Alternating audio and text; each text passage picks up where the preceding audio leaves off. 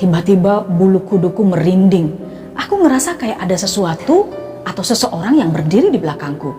Di saat bersamaan ada tiupan angin di telinga kiriku sambil ada suara "Ana." Setengah berbisik, "Ana." Secepat kilat aku langsung lari keluar ruang siaran.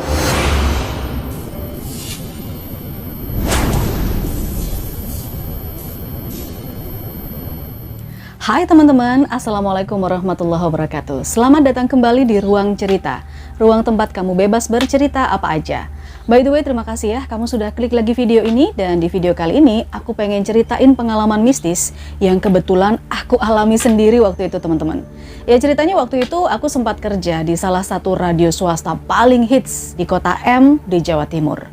Sebenarnya nggak ada yang menakutkan dari cerita ini, tapi kejadiannya itu sungguh di luar nurul, nggak masuk akmal. Bahkan sampai sekarang pun aku masih nggak habis pikir ya kalau inget-inget lagi pengalaman mistis ini.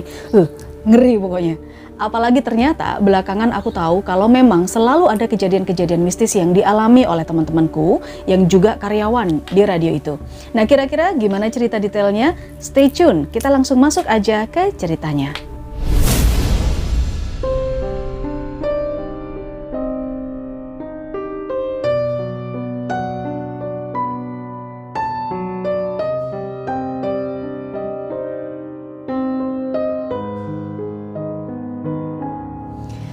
Ya, jadi ya teman-teman, cerita ini terjadi di tahun 2003. Waktu itu aku diterima sebagai seorang penyiar di salah satu radio di kota M di Jawa Timur.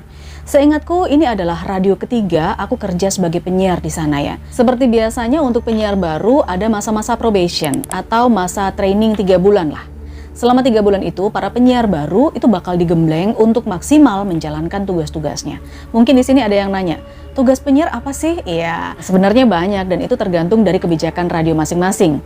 Termasuk jam siaran yang di-rolling dari pagi, siang, sore, atau bahkan malam. Kira-kira sebulan aku masuk sebagai penyiar di situ, ada sebuah program baru yang diluncurkan, yaitu program lagu dangdut.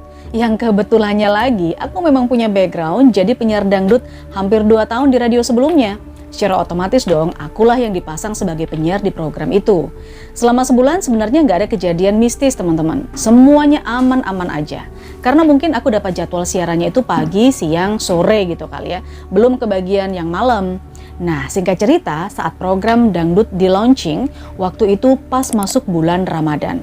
Tapi yang bikin capek tuh ya, acara dangdut di radio itu ternyata mulainya jam 9 malam sampai jam 12 malam, bayangin.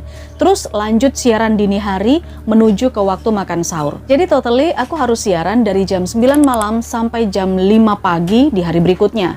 Oke, dah tuh ya. Aku siaran seperti itu sistemnya 3 kali dalam seminggu dengan sistem yang patas. Di minggu pertama Ramadan, awalnya sih landai-landai aja, aman, terkendali. Tapi masuk hari kedua dan ketiga, disinilah awal mula kejadian mistis aku alami. FYI, aku kasih gambaran dulu ruang siarannya ya. Penyiar itu ada di dalam ruangan kaca yang tentunya kedap suara. Nah, di luar ruang siaran itu ada sofa, ruang tamu buat kalau pas misalnya ada fans datang gitu ya, bisa duduk di situ. Di depan sofa itu langsung menghadap tangga menuju ke lantai 2. Di lantai 2 itu ada ruang kantor, admin, musola.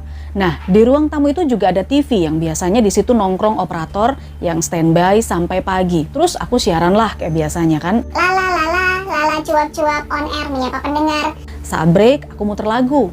Kadang 3-4 lagu sekaligus. Lumayan bisa istirahat 15-20 menit sebelum on air lagi. Nah pas break itu sengaja nih teman-teman, aku nggak lepas headphone karena pengen dengerin lagunya. Beberapa kali di telingaku kok suara lagu yang lagi on air di radio tuh kayak ada noise nyampur dengan suara-suara yang rame gitu. Terus ada suara-suara ketawa. Aku sih masih positive thinking ya, karena gini loh teman-teman.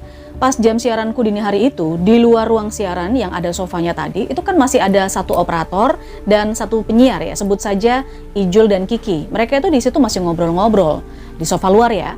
Nah pas aku noleh ke mereka, ya memang mereka itu lagi ketawa-ketawa. Oh, suara mereka, kataku dalam hati kan. Terus lanjut, aku dengerin lagunya sambil nyanyi-nyanyi dikit. Nah, kok suara ketawa itu makin rame, makin kenceng ini. Kayak ada suara anak kecilnya juga. Secara kalau dipikir-pikir kan nggak mungkin juga ya suara dari luar itu bisa nembus ke dalam ruang siaran. Kan ruangannya kedap gitu loh teman-teman. Tapi beneran, waktu itu aku mikirnya masih tetap suara bercandaan dari Ijul dan Kiki. Atau nggak mungkin suara TV yang kekencengan gitu. Itu tadi minggu pertama Ramadan ya. Singkat cerita, masuk ke minggu kedua sekarang. Aku siaran lagi tuh dari jam 9 malam sampai jam 5 pagi, patas. Gangguan kali ini lebih ekstrim teman-teman. Sebelum jam 12 malam, Ijul dan Kiki itu pamit buat beli makan di luar. Sekalian aku nitip take away alias bungkus. Otomatis di radio aku sendirian dong. Seperti deja vu teman-teman. Suara-suara riuh di headphone yang aku pakai kembali terdengar. Kali ini aku udah nggak bisa positive thinking lagi ya kan. Karena di sana kan udah nggak ada siapa-siapa. TV juga udah aku matiin. Karena mulai ngerasa takut, aku siapin banyak lagu, lepas headphone, terus aku kencengin tuh suara monitor di luar. Aku duduk di sofa ruang tamu sambil nunggu teman-temanku tadi datang. Baru 5 menit aku di sofa, tiba-tiba di depanku, which is ini adalah tangga menuju lantai 2 ya. Kayak ada orang yang melongok dari atas, aku merinding. Tepat di belokan ujung tangga, tapi cuma kelihatan kepalanya doang. Jadi gini loh. Nah, seketika itu aku nge-freeze kan. Untungnya aku nggak sampai pingsan.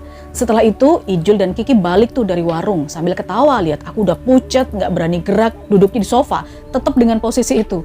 Malam itu pun berlalu tanpa aku ceritain ke siapapun.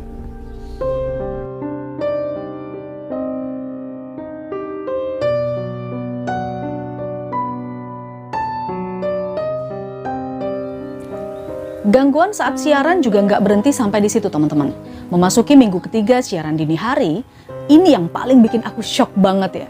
Ceritanya gini, waktu itu aku siaran, udah masuk jam 2 pagi ya. Kayak biasanya lah, ada Ijul dan Kiki yang masih asik ngobrol di sofa ruang tamu. Entah kenapa ya, telingaku itu gatel banget gitu loh. Nah waktu itu aku belum berhijab ya.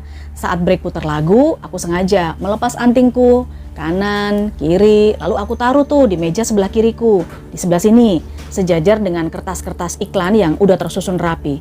Iseng-iseng anting tadi tuh aku bersihkan pakai tisu, tap gitu kan. Lalu karena tiba-tiba, oh aku harus on air nih, lalu aku taruh tuh di tempat semula, di meja sebelah kiri. Lalu aku pasang headphone, lanjut cuap-cuap lagi, la gitu kan. Di sini nih, FYI, denah ruang siaran tuh gini.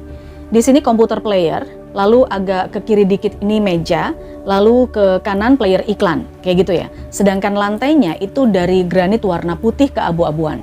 Dah tuh ya, setelah selesai on air, aku lepas headphone, lalu maksudku aku mau lanjut lagi tuh bersihin anting yang tadi aku taruh di sini, ya kan? Betapa kagetnya teman-teman. Anting yang nyata-nyata aku taruh di meja sebelah kiriku, itu raib, nggak ada. Anehnya kok cuman sebelah, yang sebelahnya lagi masih ada di tempat yang sama. Dan yang aneh juga, masih ingat kan kalian, aku pakai tisu ya untuk bersihin antingnya tadi. Tisunya tadi juga hilang. Sebentar aku mikir dong, ini anting kemana ya? Tadi kan aku taruh di sini. Apa kena kipas AC? Nggak mungkin AC-nya bisa niup anting. Apa kesenggol pas aku on air tadi? Disitulah aku mulai cari-cari sampai ke lantai, di bawah meja, di bawah kursi siaran, nggak ada. Kayaknya Ijul dan Kiki juga dari tadi di luar, nggak masuk ruang siaran. Kalutlah aku di situ. Antingku hilang gak berbekas, sekalian sama tisu-tisu pembersihnya juga. Kan aneh. Akhirnya aku keluar dan ambil sapu. Mungkin antingnya jatuh sampai ke kolong-kolong kabel gitu kan. Jadi aku sapu tuh, siapa tahu ada. Melihat aku ribet sendiri, Ijul dan Kiki yang ada di luar itu nanya, "Hei, ngapain ruang siaran pakai disapu segala? Udah ganti profesi?" kata mereka. Lalu aku jawab, Antingku loh bang, jatuh nih kayaknya di kolong meja kabel-kabel, jadi aku mau sapu. Lah, kok bisa? terus aku ceritain lah ke mereka kronologisnya kayak apa. Jadi aku tuh tadi gini. Mereka bukannya bantuin, malah ketawa kecil sambil bilang, "Udah, biarin aja. Tunggu aja, nanti juga muncul sendiri." gitu kata Kiki. Aku bingung lah di situ maksudnya apa muncul sendiri. Selama hampir 2 jam, sejak jam 2 dini hari aku nyari anting, akhirnya ya udah deh, aku pasrah aja, hilang ya udah deh. Tiba di waktu imsak, masuklah Tarkim. Pas aku selesai on air, posisi masih duduk di kursi ruang siaran ya. Tiba-tiba bulu kuduku merinding. Aku ngerasa kayak ada sesuatu atau seseorang yang berdiri di belakangku. Di saat bersamaan, ada tiupan angin di telinga kiriku sambil ada suara, "Anak." Artinya ada. Kaget banget aku waktu itu. Suara itu kayak suara anak kecil setengah berbisik, "Anak." Secepat kilat, aku langsung lari keluar ruang siaran bersama dengan suara azan subuh. Aku masuk ke kamar mandi sekalian wudhu, tapi aku memutuskan untuk sholat di ruang siaran aja. Kalian tahu kan kalau tadi aku udah ceritain musola ada di lantai 2. Aku nggak sholat di lantai 2, aku sholatnya di ruang siaran. Saat aku melewati ruang tamu dan tangga ya, seperti biasanya tap tap tap, kayak ada suara tapak kaki anak-anak yang lari naik turun tangga. Aku makin merinding dong. Setelah sholat subuh, aku bersiap closing siaran sampai jam 5 gitu kan. Nah disitulah aku kaget banget karena pas waktu geser kursi siaran, tiba-tiba mataku tertuju pada roda persis di bawah kursi. Iya, akhirnya antingku ketemu di situ teman-teman. Anting doang ya, tisunya tetap nggak ada. Nggak mikirin tisu sih, yang penting antingku ketemu aja. Ya udah aku ambil, langsung aku pakai lagi, gercep nggak pakai lama. Nah itulah kenapa aku bilang nggak ada yang mengerikan di cerita ini. Cuma memang di luar Nurul nggak habis pikir. Secara kan seluruh ruang siaran itu udah aku bersihin ya, termasuk bawah kursi. Kalian tahu kan tadi aku ceritain itu kenapa antingku baru kelihatan atau baru ketemu pas setelah adzan subuh. Ada yang tahu jawabannya? Komen di bawah ya. Oke teman-teman, itu tadi sebuah kisah horor yang terjadi di radio tempat aku bekerja dulu. Masih banyak sih sebenarnya beberapa kejadian-kejadian ganjil yang lainnya. Nanti deh coba aku rangkum terus aku ceritain lagi di sini ya. Buat kamu yang punya cerita-cerita horor juga nih, bisa dibagikan lewat email atau langsung ke WA, cek di deskripsi di bawah. Oke, jangan lupa kalau kamu suka dengan channel ini, bantu dukung dengan cara like, jempol ke atas, subscribe, dan sekalian diklik lonceng notifikasinya. Karena aku nggak sabar loh teman-teman buat ketemu kalian lagi dengan cerita-cerita baru yang lainnya. Wassalamualaikum warahmatullahi wabarakatuh. Bye!